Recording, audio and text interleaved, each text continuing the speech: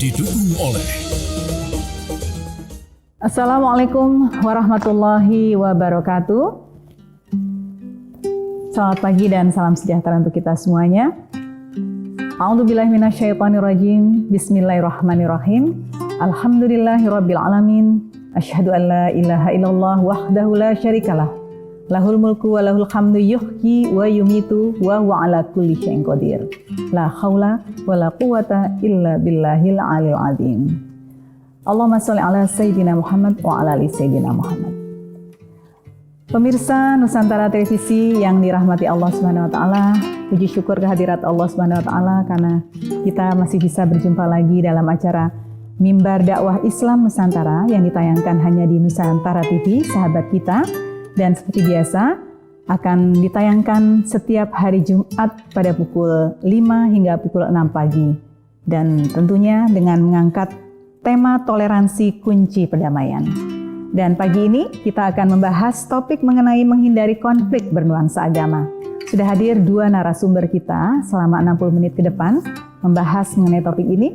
Di studio Nusantara TV telah hadir Bapak Profesor Dr. Kiai Haji Nasaruddin Umar, MA. Beliau adalah Imam Besar Masjid Istiqlal, Mustasyar Pengurus Besar Nahdlatul Ulama. Assalamualaikum Pak Kiai. Waalaikumsalam warahmatullahi wabarakatuh. Sehat ya Pak Kiai, segar sekali pagi ini. Sekali. Dan Pak Kiai, kita pagi ini juga didampingi dan juga berhasil mengundang Menteri Koordinator Politik Hukum dan Keamanan Republik Indonesia, Bapak Profesor Dr. Muhammad Mahfud MD. Beliau hadir bergabung dengan kita semuanya di Rumah Dinas Jalan dan Pasar Kuningan, Jakarta Selatan. Assalamualaikum Pak. Assalamualaikum wabarakatuh. Ya. Selamat pagi. Terima kasih sudah bergabung pagi-pagi seperti ini. Segar sekali Prof. Mahfud. Alhamdulillah segar. Mudah-mudahan sehat terus ya. Insya Allah. Amin, insya Allah. Baiklah Pak Mahfud dan juga Pak Kiai Nasar, kita akan mengangkat persoalan yang saat ini terjadi di masyarakat kita, yaitu mulai banyak dan maraknya konflik-konflik kehidupan di tengah kehidupan berbangsa dan bernegara, yaitu konflik yang bernuansa agama. Bukan hanya konflik antar agama, namun juga konflik di antara umat beragama itu sendiri. Misalnya di kalangan umat Islam atau di kalangan umat beragama lainnya. Nah, tentunya ini menjadi keprihatinan bersama kita ya Pak Kiai ya. Nah, kemudian tentunya kita ingin hal ini bisa diatasi dan menjadi kebersamaan bagi kita untuk menyelesaikan persoalan ini dengan segera. Pak Kiai bisa menyampaikan bagaimana sih sebenarnya kita bisa menyelesaikan masalah ini? Baik, pertama saya juga ingin mengemukakan pendapat saya ya, apa yang dimaksud konflik oleh masyarakat publik kita ya. Kadang-kadang kalau saya sih tidak melihat itu sebuah konflik, tapi terlalu cepat kita menganggap itu sebuah konflik. Kita harus membedakan antara konflik dan pembengkakan kualitas umat ya kan. Jadi kita tahu bahwa anak-anak kita sekarang ini, taruhlah generasi saya dengan Pak Mahfud ya, pasti beda dengan generasi sebelum kita kan. Jadi semakin tinggi tingkat pendidikan suatu masyarakat secara rata-rata, itu pasti akan dinamis masyarakat itu kan. Nah, semakin dinamis masyarakat itu ya semakin banyak diskusi, mungkin juga hangat-hangatnya, tapi itu bukan konflik. Hemat saya banyak sekali yang bukan konflik, tapi dianggap itu sebagai sebuah konflik. Sebenarnya perdebatan itu pembengkakan kualitas umat. Konsekuensi semakin pintarnya, semakin cerdasnya anak bangsa. Kalau hangat-hangat memperdebatkan suatu hal, itu masing-masing menemukan, ingin mencari kebenaran ya, itu bukan konflik menurut saya. Ya. Itu sebuah dinamika yang harus dilewati bagi bangsa yang ingin besar ya kan. Jadi apa-apa itu konflik, enggak. Itu mungkin karena telinga kita tidak biasa melihat sebuah wacana perdebatan seperti itu. Kalau saya sih melihat pada umumnya yang terjadi di dalam masyarakat kita itu belum bisa disebut sebagai sebuah konflik. Ya. Diskusi yang sangat hangat seperti yang kita sering lihat Pak Mahfud ya kan, bukan main dia diserang kanan kiri. Pak Mahfud juga kadang-kadang juga tinggi, tapi itu bukan konflik. Jadi itu sebuah jalan untuk menuju sebuah kebenaran.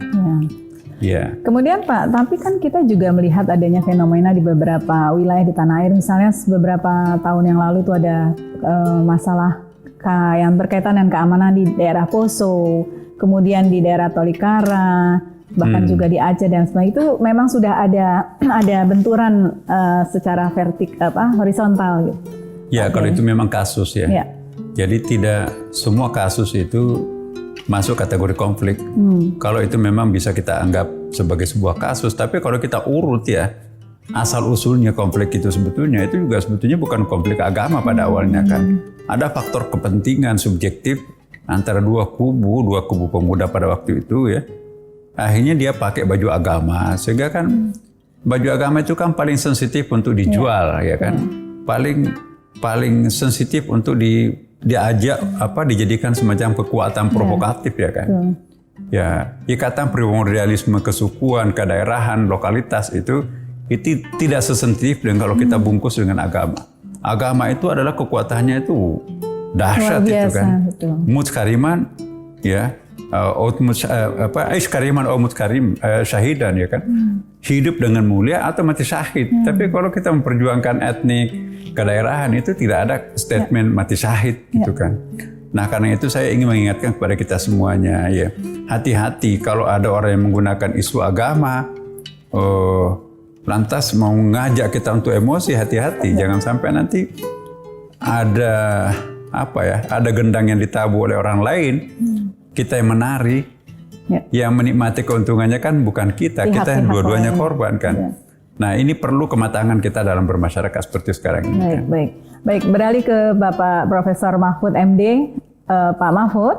Kami ingin menanyakan hal yang sama tadi. Jadi tentunya ini terkait juga Pak Mahfud, Prof Mahfud, dengan adanya perilaku atau contoh-contoh yang diberikan oleh para tokoh ulama yang harusnya menjadi faktor penyejuk bagi umatnya. Namun kadang kita melihat ada tokoh-tokoh atau oknum-oknum ulama yang justru menjadikan isu-isu ini menjadi api yang membara.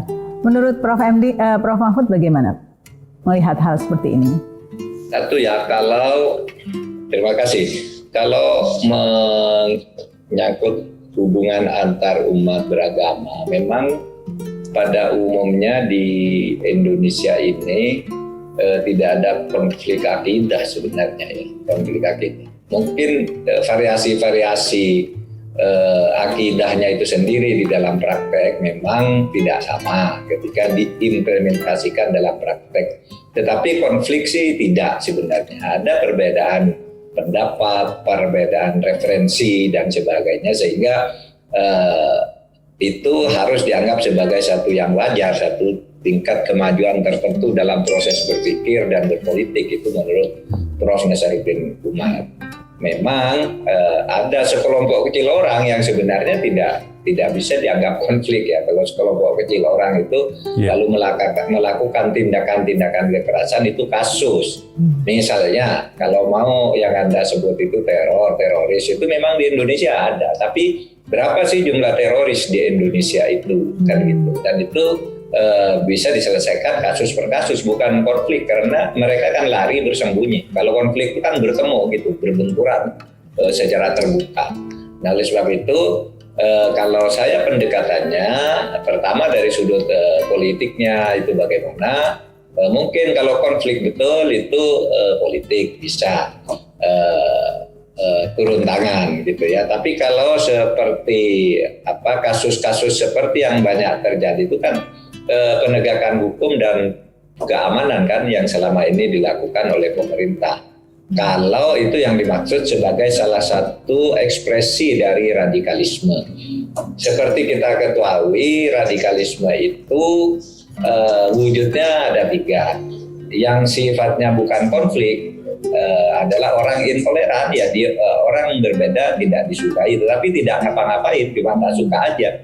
Saya tidak suka pada pendapat dan cara pandang Pak Nasaruddin gitu, tidak suka gitu, namanya intoleran.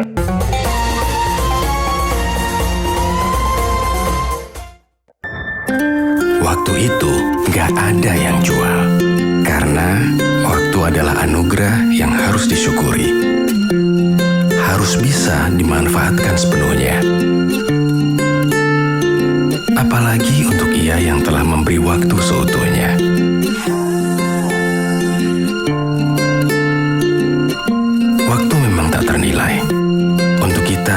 tak mau terus bermimpi. Untuk kita yang menerima tantangan di depan. Jangan biarkan waktu itu terbuang untuk momen yang tak bisa diulang. Jadikan waktu itu lebih berkah.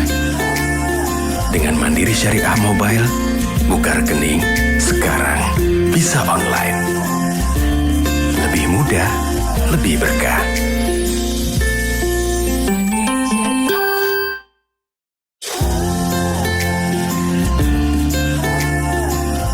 Dengan Mandiri Syariah Mobile, buka rekening sekarang bisa online. Lebih mudah, lebih berkah.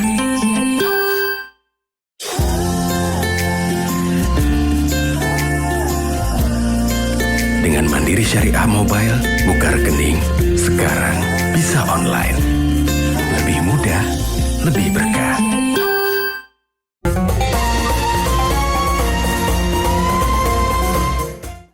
Baik Pak Prof. Nasaruddin, saya juga ingin menanyakan sebenarnya tadi juga kan ada tokoh, ada ulama yang harusnya berperan, mengambil peran sebagai penyejuk, perekat antar umat beragama, apalagi antar umat sesama agama Islam misalnya. Namun ada juga kan tokoh-tokoh yang justru menjadi provokator gitu kan. Itu tadi kepentingan politik namun dibungkus dengan jubah-jubah agama, sangat seksi, sangat cepat gitu direspon oleh masyarakat dan umat. Ini bagaimana? Iya. Apa ada antisipasi dari pemerintah atau dan juga para ulama atau kiai-kiai? Apa yang dimaksud ulama sebetulnya ya? Jadi apakah kita bisa menganggap seseorang itu ulama? Dia bisa pidato, kemudian dia mencetak kartu nama, dia pasang di belakang namanya Kiai Haji, ya terus di zooming pakai artikel pakai merek-merek Kiai Haji, terus kita menganggapnya itu ulama atau kiai. Hemat saya, gitu.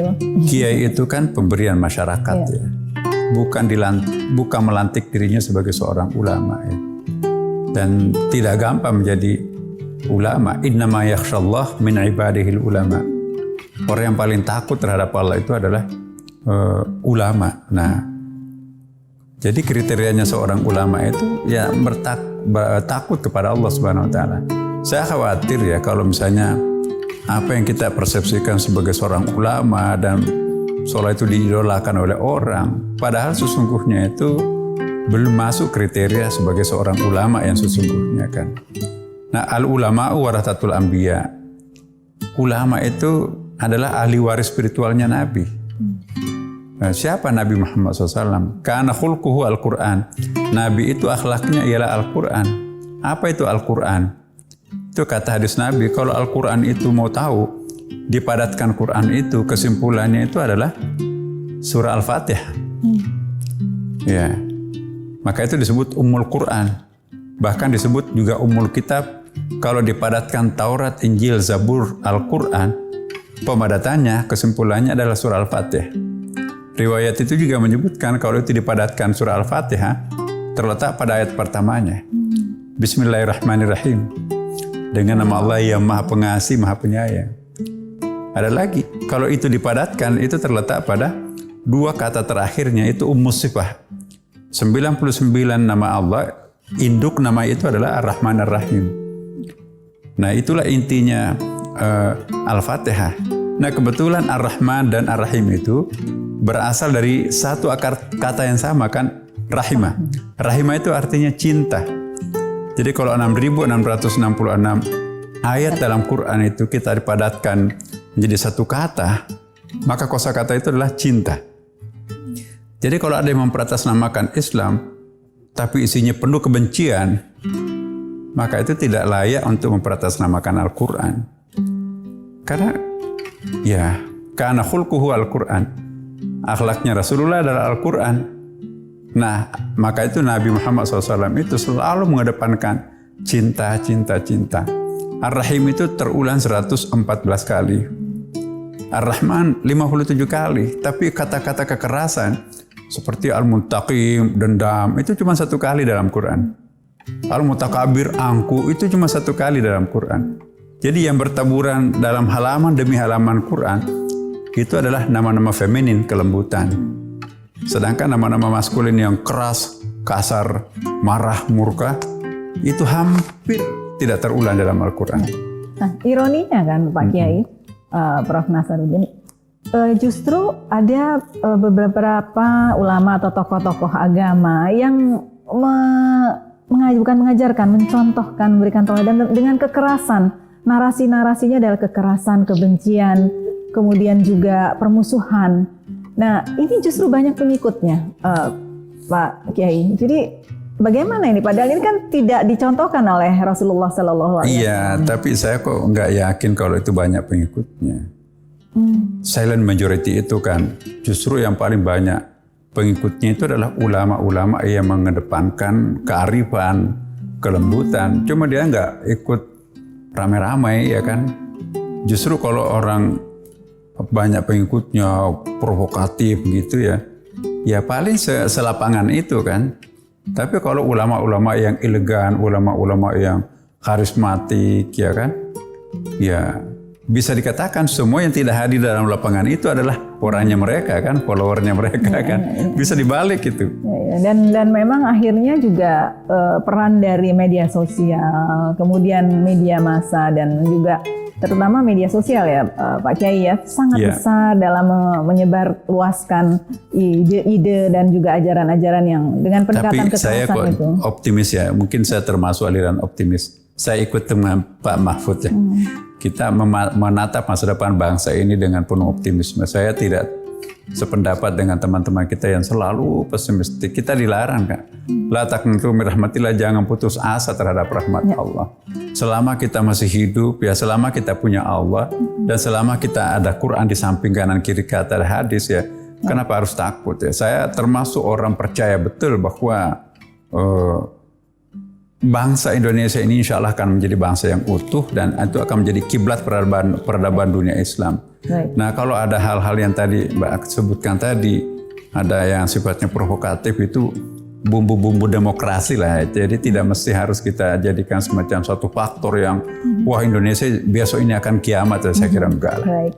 Insya Allah saya termasuk, mungkin doa kita juga bersama. Bangsa Indonesia ini adalah bangsa yang tahan uji kok, ya, insya Allah.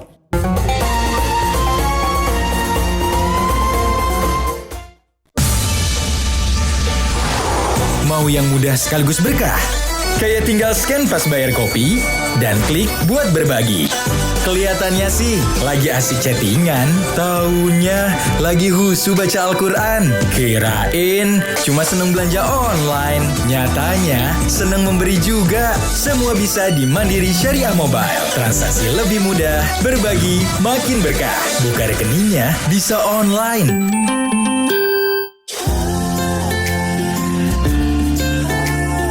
Dengan Mandiri Syariah Mobile, buka rekening sekarang bisa online. Lebih mudah, lebih berkah.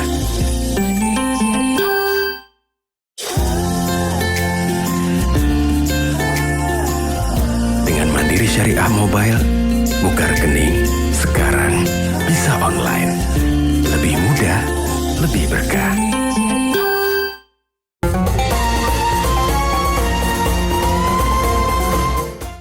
Baik, Prof. Mahfud, ini tadi kaitannya dengan media sosial, Prof. Apakah menurut Profesor Mahfud peran dari media sosial ini sebenarnya lebih banyak mengangkat atau bisa merekatkan kebersamaan di antara umat beragama, ataukah justru menjadi satu titik lemah yang perlu diatur, atau kemudian juga cara berdakwah dari para pendakwah itu harus diberikan acuan atau panduan? Bagaimana Prof. Mahfud? Ya menurut saya ya, kalau saya mengikuti jagat raya medsos itu memang banyak sekali upaya-upaya untuk mempertentangkan satu sama lain. Yang kalau menurut saya itu sebenarnya itu hanya ingin mengadu domba aja. Saya tidak melihat kalau pertentangan paham yang panas sampai menjadi maki, mengancam dan sebagainya kok dari misalnya itu kok dari kelompok Islam tertentu terhadap kelompok Islam yang lain. Menurut saya itu kelompok yang bukan Islami sebenarnya, ingin mengadu domba aja. Misalnya kalau saya bilang A, nanti dia adu, itu berbeda dengan Pak Nasaruddin. Lalu Pak Nasaruddin itu berbeda dengan Pak, ini ngadu domba begitu yang banyak sebenarnya. Ketika dipilah-pilahkan, dikelompok-kelompokkan itu, pertentangan seperti itu tidak ada sebenarnya. Ya ada, tapi perbedaan pendapat yang wajar di mana kita itu bisa masih tetap bisa saling menghormati. Yang keras-keras itu sebenarnya lebih banyak buzzer, lebih banyak orang-orang bayaran sepertinya karena motif politik. Karena kalau kita lihat itu isinya selalu sama kalimatnya itu. Kelompok ini, orang-orang ini, akun ini selalu berbicaranya sama dengan akun tertentu yang kalimatnya hanya dibalik-balik aja. Sehingga saya melihat sebenarnya ya mari kita optimis, tetapi kita juga jangan lalai. Sedapat mungkin kita juga main di medsos, karena orang-orang yang tidak terlalu luas wawasannya itu bisa saja terperdaya, bisa saja percaya bahwa sudah terjadi sesuatu yang luar biasa. Misalnya begini ya, yang sering saya bantah itu, di Indonesia ini pemerintah anti-Islam, di Indonesia ini Islam disudutkan, ada Islamofobi. Islamofobi itu artinya kan konsep atau kebijakan yang anti-Islam, benci kepada orang Islam dan atau takut kepada orang Islam. Nah kalau kita teliti sekarang dari fakta yang ada sekarang aja di etalase kepemimpinan nasional kita dari pusat ke daerah, tidak ada sama sekali diskriminasi terhadap orang Islam. Yang memimpin juga orang-orang Islam, yang bersaing juga orang-orang Islam, yang menang orang Islam, yang kalah orang Islam gitu. Coba dilihat. Tidak ada. Lalu kebijakan apa yang anti-Islam? Ketika kita bicara bahwa pesantren itu adalah sumber kader bangsa, gitu, pemerintah lalu memfasilitasi membuat undang-undang pesantren, gitu. Kemudian sekarang ini kalau kita lihat pejabat-pejabat kita juga dari pusat ke daerah itu tidak ada yang anti-Islam, bahkan bangga sekali dengan Islam. Seringkali kalau kita dulu terjebak ke dalam pandangan, oh ini Islam awam, ini Islam santri, Islam abangan dan sebagainya, Islam kejawen. Nah, tapi dan biasanya itu dikaitkan dengan nama. Kalau namanya Nasaruddin itu santri, kalau Mahfud itu santri, kalau Mulyono bukan gitu. Padahal sekarang banyak menteri-menteri yang nama-nama Jawa itu puasa Senin Kamis karena Islam, sholatnya rajin. Itu saya tahu di kabinet itu begitu semua, enggak pakai nama-nama begitu gitu. Tetap aja keislamannya bagus. Ada orang yang karena pandangan politik berbeda lalu dikatakan itu anti-Islam misalnya. Saya sering memberi contoh begini, bagaimana orang mau bilang Islam itu disudutkan. Misalnya dulu presiden kita Abdurrahman Wahid itu dari Yusuf Kalla itu kurang apa juga dari tokoh Islam gitu. Pak Jokowi juga sholatnya bagus. Saya sering bepergian sama beliau ke luar negeri kemana. Waktunya sholat, apakah di pesawat, apa di forum itu sholat benar gitu. Artinya apa? Di mana anti-Islamnya? Orang itu bangga mengaku Islam. Coba saya sering mengatakan begini. Ketika saya masuk kabinet itu kan agak kaget juga gitu. Ketika tahu Ibu Sri Mulyani itu siapa sih misalnya? Orang menganggap dia bukan tokoh Islam gitu. Dia taruhlah orang Jawa, Islam awam biasa gitu. Tapi oke lah dia orang Islam awam biasa. Dia itu menteri itu meskipun dia namanya Sri Mulyani itu puasa Senin Kemisnya rajin sampai sekarang gitu. Orang kan enggak nyangka kan? Saya pun enggak nyangka dulunya. Kalau waktunya sholat, rapat kabinet juga istirahat, ini waktunya sholat asar, dia sholat asar dulu, sholat duhur dulu ya di sana di istana gitu. Alhamdulillah. Siapa Pak Basuki, misalnya itu namanya Basuki, yang Menteri PUPR itu juga bagus sekali, sholat tahajudnya gitu, puasanya gitu. Tapi orang enggak mengunggul-unggulkan diri, saya orang Islam, saya tokoh Islam, enggak tuh dia. Nah, maksud saya ingin mengatakan tidak ada itu di Indonesia diskriminasi terhadap umat Islam, karena tidak mungkin Indonesia ini pemerintahnya mendiskriminasi umat Islam. Ini negara kaum muslimin, bukan negara Islam tapi negara kaum muslimin, ya di sini, sehingga masuk di anggota OKI kan, di organisasi konferensi Islam, karena di sini kaum muslimin. Sehingga kalau Islam mau dikaitkan dengan negara, saya sering menyebutnya Indonesia bukan negara Islam tapi negara Islami. Islami itu kata sifat. Apa? Negara yang mempunyai sifat-sifat keluhuran Islam meskipun namanya bukan negara Islam. Membangun kejujuran, bertakwa kepada Tuhan, memilih pemimpin yang adil, gitu, menegakkan hukum dan sebagainya itu Islami, gitu. Nah, dan itu sudah mulai tumbuh di Indonesia, sehingga jangan terjebak, jangan percaya bahwa di Indonesia ini wah terjadi diskriminasi kepada umat Islam, Islamofobi. Nah, ada itu yang bilang begitu tuh yang kalah bersaing dengan sesama orang Islam aja sebenarnya. Itu saja kalau saya terus terangnya. Gitu, Mbak. Baik. Nah, Prof. Mahfud, bagaimana dengan tadi, apakah perlu ditata ulang seperti tadi adanya pendakwah harus satu, bisa mengangkat tema Islam sebagai rahmatan lil alamin. Jangan menyampaikan hal-hal yang memperlebar jurang perbedaan. Iya. Secara substansi itu ya penting kan, Islam sebagai rahmatan lil alamin. Kalau tadi katanya rohimah, rohimah itu juga katanya salimah, kedamaian. Sehingga saya selalu mengatakan ini, Islam itu selalu menimbulkan kedamaian dan rasa nyaman kepada pemeluknya maupun kepada orang lain. Ketika Anda merasa tidak nyaman terhadap orang lain karena berbeda dengan Anda, maka menurut saya Anda salah di dalam berislam. Karena orang Islam itu selalu baik terhadap orang lain, dan karena keislamannya juga selalu dibaiki oleh orang lain. Oleh sebab itu lalu menimbulkan kedamaian. Itulah Islam, gitu. Nah, sekarang apakah perlu dibuat semacam aturan agar yang didakwahkan itu Islam rahmatan lil alamin? Kalau itu diatur oleh negara sensitif, tetapi bahwa itu perlu, itu iya, dan itu sudah banyak dilakukan sebenarnya oleh orang-orang seperti Profesor Nasaruddin, Quraish Shihab, dan Alwi Shihab, dan lain-lain lah banyak. Bicara soal damai aja, nggak menganggap orang lain sebagai musuh gitu, tetapi diberitahu secara baik-baik bahwa ini fakta ini, kebenaran ini yang seharusnya kita lakukan, tetapi dengan penuh senyum gitu, karena tidak ada sejarahnya.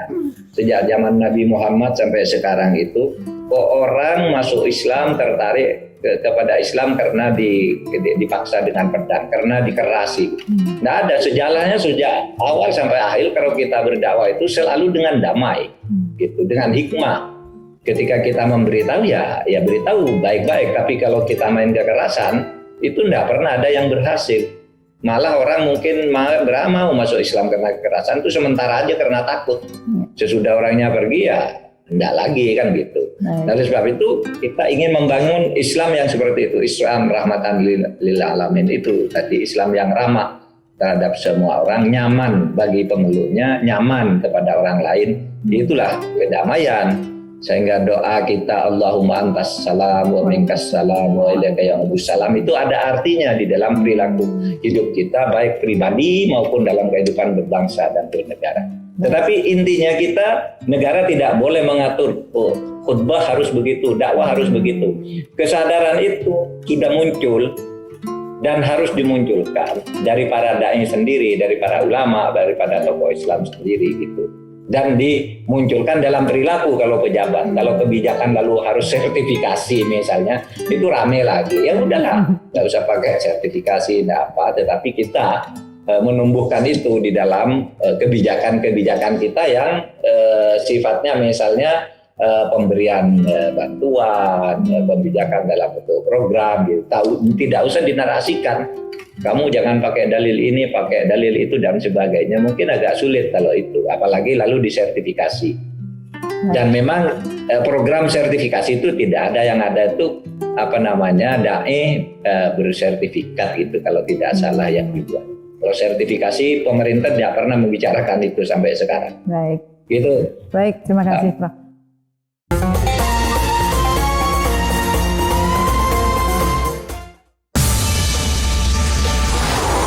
Mau yang mudah sekaligus berkah?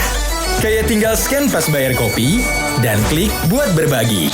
Kelihatannya sih lagi asik chattingan, taunya lagi husu baca Al-Quran. Kirain cuma seneng belanja online, nyatanya seneng memberi juga. Semua bisa di Mandiri Syariah Mobile. Transaksi lebih mudah, berbagi makin berkah. Buka rekeningnya bisa online.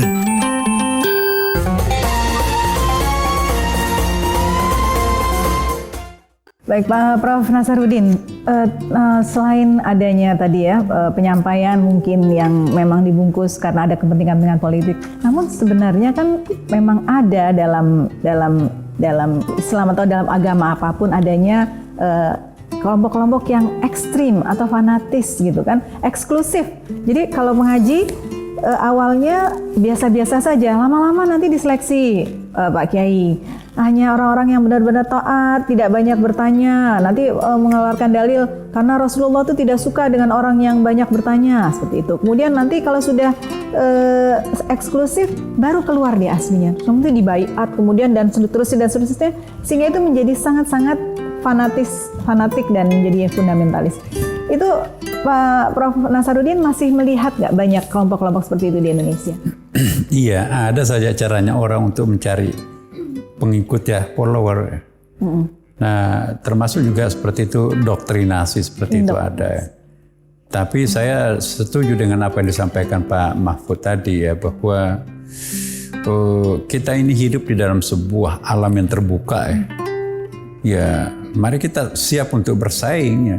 Jangan ada yang bermain di dalam dengan cara pengecut gitu ya. Lempar sembunyi tangan, itu kan tidak fairness ya. Masyarakat kita kan juga nanti semakin dewasa ya. Ngapain diikuti dengan orang-orang cara seperti ini? Jadi saya setuju dengan Pak Mahfud bahwa tidak perlu diatur terlalu banyak aturan, itu malah justru rasa kesadaran itu menipis. Yang muncul adalah keterpaksaan itu muncul. Jadi kita harus menciptakan bagaimana Islam itu dinikmati, enjoyable, orang menikmati ya, bukan terbebani ya. Jadi itu ada dua hal ya. Ada orang beragama itu nikmat ya, ada orang beragama terpaksa. Tertekan. Anak kita kan kadang-kadang ada sholatnya itu, terpaksa, rasa keterpaksaan. Sholat itu beban. Nah kita akan rubah bagaimana menjadikan sholat itu dinikmati, itu enak ya habis sholat ya. Nah kita inginkan seperti itu. Nah kalau itu semuanya serba regulasi diatur, lama-kelamaan itu nanti enjoyable, kenikmatannya itu sudah hilang. Yang muncul itu adalah ada beban ya. Nah saya ingin mengingatkan juga bahwa mengenai kata Islam tadi ya, sama kesimpulan tadi itu kan rahimah itu artinya cinta ya. Itu intinya Quran. Mengapa Al-Quran itu menyebut Allah menyebutkan inna dina indallah al-Islam, itu juga dalam bahasa Arab, ilmu saraf itu kan ada thulathi, ada rubai, ada khumasi, ada sudasi kan. Yang terjadi dalam Quran itu hanya satu ya. Inna dina indallah al-Islam. Wa may yabtaghi ghairal Islam dina. Itu al-Islam semua itu. Kalau kita lihat dalam ilmu sarafnya itu, Islam itu kan rubai. Rubai itu antara thulathi dan khumasi. Artinya apa tuh Pak? Nah, kalau thulathi misalnya akar katanya kan kalau thulathi itu salimah. Masdarnya itu salam. Kalau Islam itu akar katanya aslama, masdarnya itu Islam. Ada yang lebih di atas itu istaslama, masdarnya istislam. Kenapa Allah tidak mengatakan inna dina indallah al-istislam? Semakin tinggi tingkat semakin banyak, lengkap, komplit kata jadian itu, semakin perfect tuntutannya kan. Kita bukan malaikat. Coba bayangkan kalau Allah mengatakan inna dina indallah al-istislam, gak boleh ada cacat sedikit pun. Nah, itu mengajak kita itu nanti untuk hitam putih banget itu. Kita kan bukan malaikat. Ya. Tapi tidak boleh juga inna dina, Tuhan juga tidak menyebutkan inna dina indallah assalam. Yang penting human relationnya bagus. Saya baik kok sama tetangga, saya baik dengan orang asing. Yaitu assalam. Jadi ada nilai tapi nggak ada norma di situ. Yang ada nilai dan ada normanya itu rubai. Jadi Islam itu ada nilai, ada norma. Kalau salam ada nilai tanpa norma. Tapi kalau istislam itu pokoknya harus jadi malaikat lah, nggak boleh ada cacatnya sedikit pun. Ya, harus Luar biasa. sempurna. Jadi Islam itu sudah tawasud itu sebetulnya. Islam itu kalau ditambahkan moderat itu redundant. Islam itu sudah sebuah kosakata yang sangat moderat. Jadi kalau ditambah Islam wasatiyah itu orang Arab itu nggak populer tuh kan. Islam wasatiyah kecuali kalau itu sifat muqayyad ya dalam ilmu balaganya itu. Muqayyad itu stressing point-nya, artinya penekanannya bahwa Islam itu memang betul-betul tawasud menengah. Karena kalau rasa bahasa Arabnya, begitu kita sebut Islam, itu kan rubai antara tulati dan humasi. Jadi kalau ada orang mau memaksa orang jangan ada cacatnya sedikit pun, itu akan merubah Islam menjadi istislam. Baik. Atau kalau sebaliknya ada orang mau menyederhanakan Islam, itu akan merubah Islam menjadi salam. Jadi salam itu lebih liberal, istislam itu radikal. Jadi yang bagus itu adalah Islam. Tengah-tengah. Dan itu yang diminta Al-Quran kan. Inna dina indallah al-Islam. Saya kira begitu ya Pak Mahfud ya. Nah Pak Prof, tapi kan kembali lagi dengan peran para pendakwah, para dai, para kiai, para ulama. Nah bagaimana kita bisa memberikan semacam bukan pencegahan lah, tapi bagaimana meminimalkan kelompok-kelompok kiai atau ulama atau dai itu yang senang memprovokasi, Prof. Iya Dan begini. sekarang makin marak tentunya. Mubalik itu juga harus mengasah gergajinya sendiri kan. Coba bayangkan kalau ceramah 24 jam tapi tidak pernah membuka kitab kuning, nggak pernah membaca. Ya nggak ada peningkatan wawasan akhirnya. Hanya semacam orasi, jadi kemampuan orasinya saja bagaimana menaklukkan. Hemat saya, kita juga para mubalik itu harus setiap hari membaca. Ya, karena kalau kita nggak pernah memperdalam ilmu kita, itu ya semakin luas ilmu seseorang itu semakin arif. Ya. Itu kan idealnya Pak Iya. Prof. Nah, bagaimana memberi kesadaran kepada para dai-dai itu supaya mereka ada peningkatan keilmuan juga kesadaran agar Islam ini Dan masyarakat kita tampil juga dengan ini wajah perlu. damai gitu. Masyarakat kita juga perlu diajak sadar ya kan. Contohnya kalau kiai-kiai kita itu ya yang sangat dalam ilmunya atau profesor yang sangat kuat ilmunya, tapi tidak menguasai retorika dakwah, mungkin tidak ada bakat teatrikalnya yang bisa bikin orang ketawa terbahak-bahak atau menangis terseduh-seduh, itu nggak ada orang mau beriklan. Kadang-kadang kan media publik itu pertimbangan utamanya itu adalah iklan. Nah, tapi kalau orang yang pintar bakat teatrikalnya sangat kuat ya, wah itu pasti akan laku itu. Sekalipun nggak tahu belajarnya di mana. Rijal sanad keilmuannya itu nggak jelas. Nah pertanyaan kita sekarang ini, apa jadinya bangsa Indonesia kalau guru agamanya seperti itu? Orang yang baru kemarin belajar, orang baru kemarin taubat, orang baru baca terjemahan, tiba-tiba menjadi guru favoritnya umat. Sementara yang profesor, sementara yang kiai yang sangat mumpuni, itu nggak ada yang mendengarkan. Kenapa nggak laku di media? Kenapa nggak laku di media? Tidak punya Kemampuan daya untuk memikat orang. Jadi saya kira ulama kita juga, profesor dan keilmuan yang hebat itu jangan hanya kaya ilmunya, tapi juga harus belajar apa yang dikehendaki oleh masyarakat. ya. Jadi harus juga kalau perlu ya berdakwah lewat seni, berdakwah lewat film, berdakwah lewat olahraga, bela diri dan seterusnya kan. Jadi variasi dakwah itu juga harus menyesuaikan diri dengan medan ya kan. Anak-anak milenial kita itu kan ya hobinya pakai bahasa Inggris, ya kita juga harus mampu berdakwah seperti itu. Anak-anak kita juga sebagian itu anak-anak teknikal sifatnya. Jadi kita juga harus menggunakan bahasa mereka dalam menyampaikan message. Nah kalau itu terjadi, saya kira sangat prospek ya. Baik.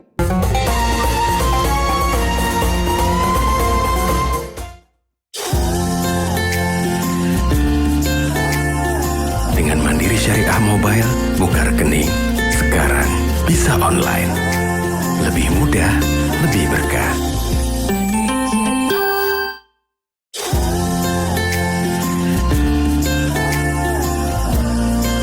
Dengan Mandiri Syariah Mobile, buka rekening sekarang bisa online. Lebih mudah, lebih berkah.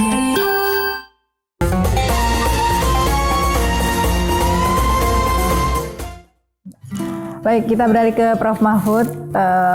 Prof, Kalau kita sekarang saya ingin menanyakan tentang bagaimana sih sebenarnya konsep jihad itu dalam dakwah Islamiyah ini, karena kalau jihad itu kan sebenarnya dilakukan oleh Rasulullah ketika beliau hijrah dari Mekah ke Madinah dan seterusnya.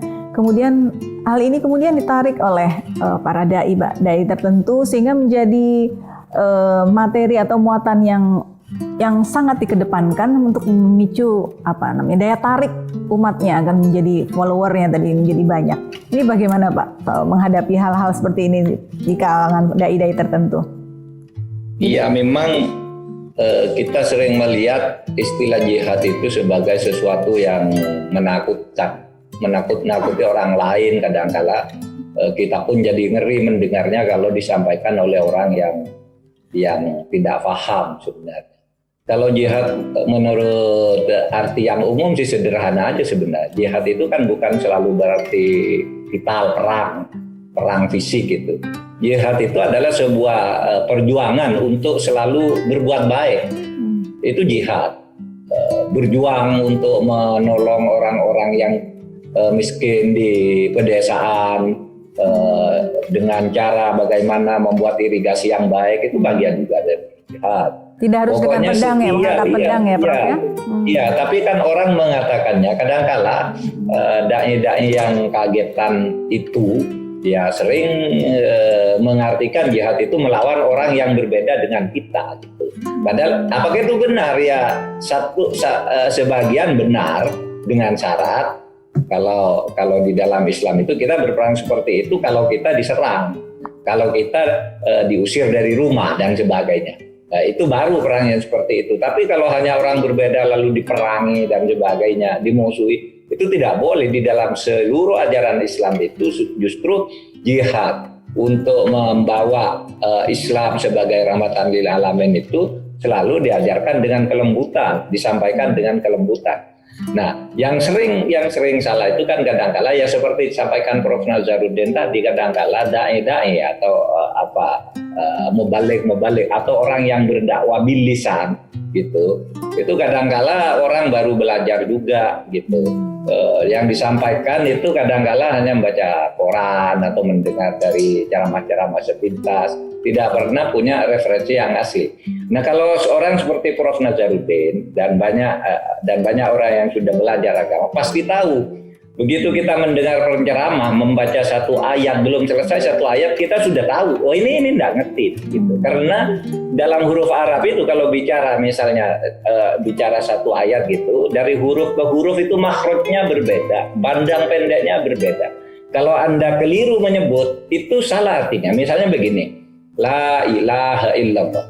Itu artinya tidak ada Tuhan selain Allah. Kalau orang yang tidak ngerti bisa diperpendek ini, la ilaha illallah. Itu artinya sungguh Tuhan itu hanya selain Allah. Kalau la yang di depan pendek. Nah, kadang-kala kan sering kita dengar dai begitu. Ada bilang lagi la ilaha illallah berubah menjadi la ilaha illallah. Itu salah lagi. Ya kan? Tidak boleh bertuhan kepada Allah. Kalau la ilaha illallah, ilah harusnya la ilaha illallah kan itu. Nah, saya sering sekali mendengar dai-dai itu ya, dai yang kagetan-kagetan itu banyak salah di sini. Artinya begitu kita mendengar mulai baca bismillahirrahmanirrahim dan seterusnya itu ini enggak ngerti gitu. Kita sudah tahu. Nah, dan itu salahnya media. Saya pernah mengumpulkan dai-dai di rumah saya. Prof. Nazarudin Umar hadir pada waktu itu sebagai ketua kelompok dai televisi itu kumpul di sana. Saya katakan banyak sekali pengelola TV yang urusan rohani Islamnya itu tidak ngerti agama, sehingga yang ditampilkan itu orang yang sebenarnya hanya bisa tadi kata Pak Nazarudin Umar, ya bisa membuat orang ketawa, bisa nakut-nakuti orang, bisa membuat perdukunan di TV dan sebagainya. Itu yang ditampilkan dengan bahasa Arab yang ala kadalnya.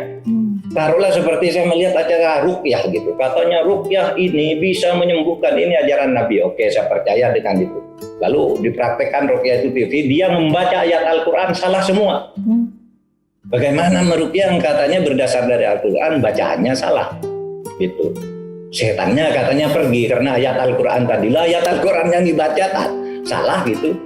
Nah yang begini ini saya sudah lama minta ke Majelis Ulama, Kementerian Agama, bagaimana ya di televisi itu tidak hanya memikirkan aspek komersial di dalam menampilkan dai itu, tapi substansi keislaman, karena kadang-kala hanya mencari orang yang enak ditonton, pandai melucu dan sebagainya. Nah itu Mbak Munyati Sulam. Ya, Prof. Tentunya memang dibutuhkan ya, Prof. Semacam pembekalan lagi atau pelatihan dasar bagaimana menguasai publik, bagaimana menyampaikan topik dengan menarik, bukan hanya jadi secara keilmuan juga dapat, tapi juga penyampaiannya sampai kepada publik dan publik menyukai. Majelis taklim itu senang gitu dengan cara penyampaiannya. Bagaimana, Prof? Apa harus ada pelatihan khusus atau ditambahkan bekal-bekal kepada dai-dai yang memang untuk mengangkat tadi tema Islam sebagai rahmatan lil alamin tadi, Prof? Kalau saya sebagai Menko Polhukam mungkin tidak berkaitan langsung dengan tugas-tugas seperti itu, tetapi sebagai bagian dari pemerintah saya tahu memang, dan saya sering menyampaikan bagaimana kesadaran itu dibangun secara bersama, terutama dari kalangan kita umat Islam gitu. Karena kalau menggunakan pemerintah terus untuk melakukan rekayasa struktural atas perbaikan itu, kontroversinya akan muncul. Siapa yang menolak fakta bahwa di Malaysia misalnya orang berceramah itu ada pedomannya, ditunjuk oleh negara tidak boleh bicara ini, bicara itu. Di Saudi Arabia juga. Tapi begitu di Indonesia hanya dibuat daftar dai yang layak, gitu, udah ribut. Rame. Sudah ribut, apalagi lalu mau membuat sertifikasi gitu. Nah oleh sebab itu kearifan kita, ya terutama para pengelola media massa sih sebenarnya, kemudian ya tentu takmir masjid, ormas-ormas, saya kira itu harus berperan penting. Pemerintah itu kan bertugas memfasilitasi, menjaga keamanannya, jangan sampai terjadi tindak kekerasan karena perbedaan dan sebagainya. Itu adalah tugas pemerintah.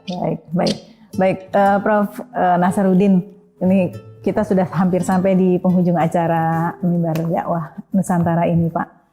Kami menginginkan agar Prof. Nasaruddin bisa memberikan closing statement bagaimana sih cara jitu untuk meminimalkan atau mengurangi adanya konflik bernuansa agama ini di negeri kita yang cinta ini. Iya, saya kira apa yang disampaikan Pak Prof. Mahfud tadi itu itulah intinya, Mbak. Jadi dari situ saya salut Pak Mahfud ya, menguasai kosakata yang sangat bagus ya untuk menjelaskan the real Islam itu ya. Nah itu yang pertama. Yang kedua saya ingin tambahkan ya bahwa Islam itu sebetulnya adalah bagaimana mengajak orang itu menjadi suatu kesatuan yang solid ya kan. Bukan mengajak orang untuk berbeda-beda ya kan. Wa'tasimu bihablillahi jami'a. Kita berpegang kepada satu tali ya kan. Jadi apapun dan siapapun komunitas kita itu ya perlu ada tali persaudaraan itu ya.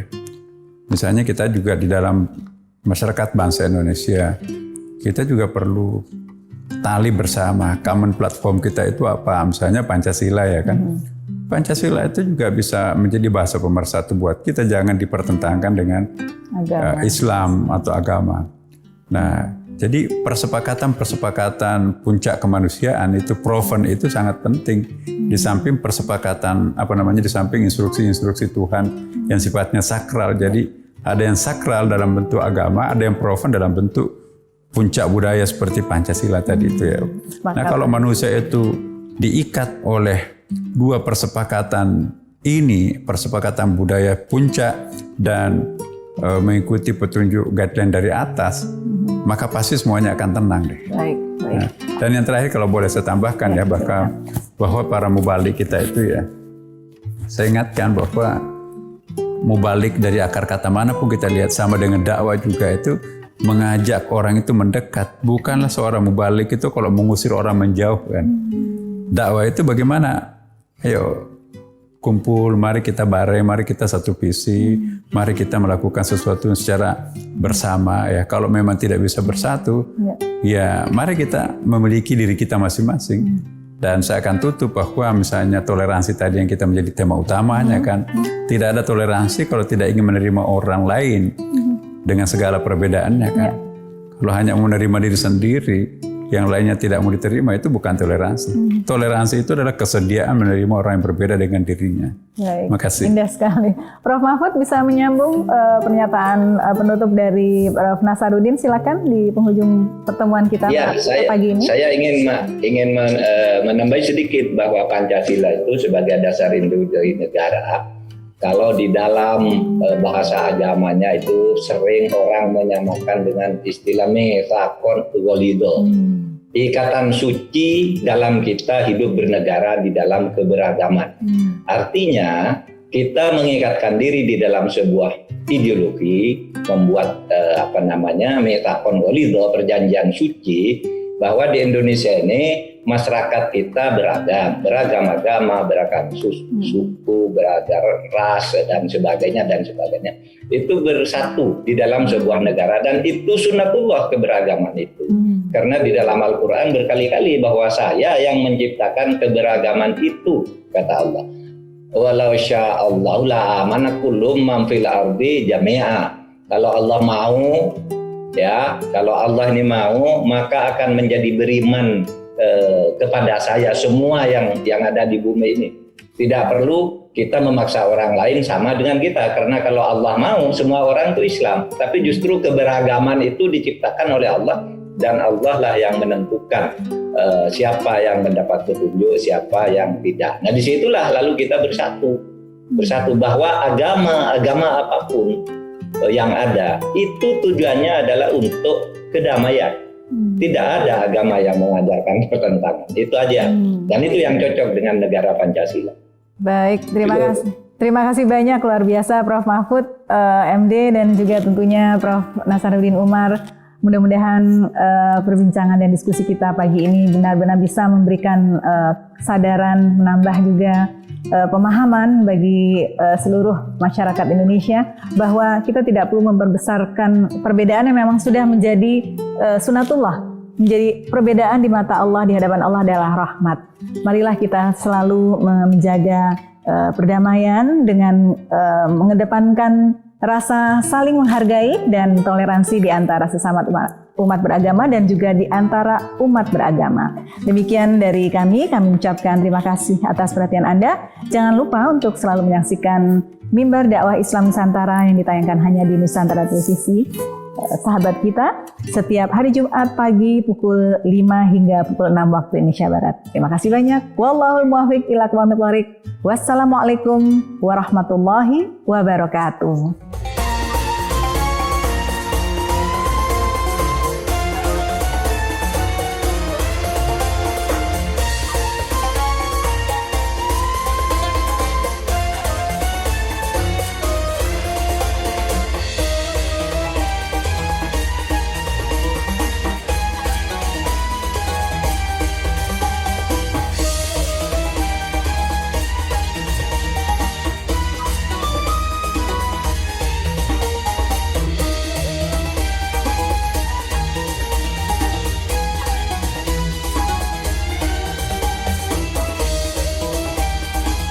NTV Sahabat Kita.